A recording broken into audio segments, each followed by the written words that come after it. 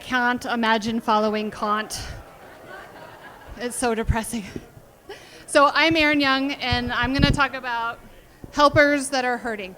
And disclaimer that if you happen to know where I work, my thoughts and opinions are my own and not of my employer. So we're in a bar. You guys are surrounded by strangers, right? But did you realize that people that you're sitting next to or even across from could be suffering or having the same kind of challenges that you are? You'd never even know it. I've been sitting shoulder to shoulder with my peers for several years and never really realized that they were hurting the same way that I was until I started talking about it. Been a 911 dispatcher for 14 and a half years and a supervisor for 5. Yay, being in charge. What you may think a 911 dispatcher does is either wildly different or actually kind of similar to what we actually do. It could be silly calls, it could be really emergent calls, and I'm really, really sad that there's not shirtless firefighters waiting for me at work every time I go to work. It's really disappointing. There's no Lieutenant Dangle in short shorts either. Reno 911, you know, get it? Yeah.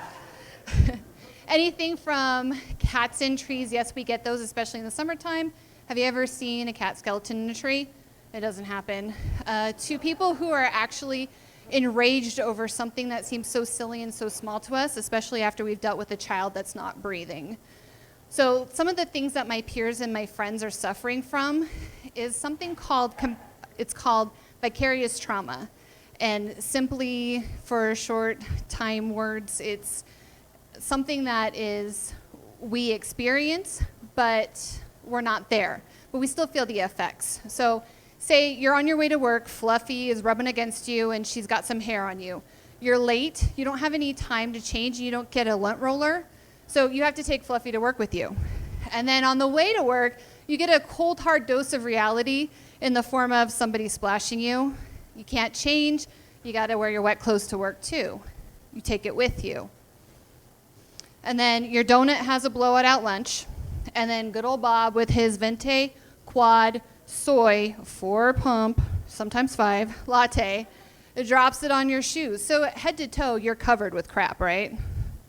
That's kind of what we deal with.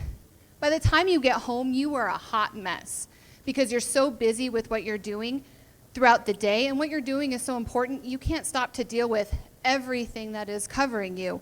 And you take it home with you. That's kind of what we do. Everything we deal with is a micro trauma on top of micro trauma, and they build up, and they get heavy, and that's when we start to see some suffering. Because what happens is that we don't have time to really process everything. We go call to call to call to call.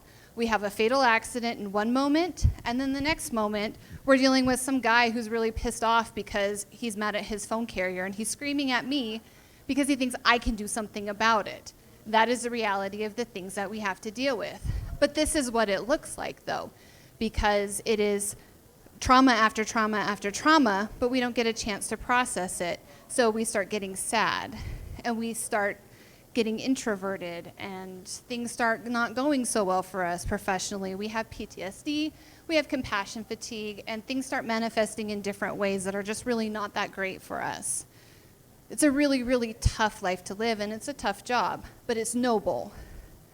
This is a picture from a self-art that another dispatcher across the country drew.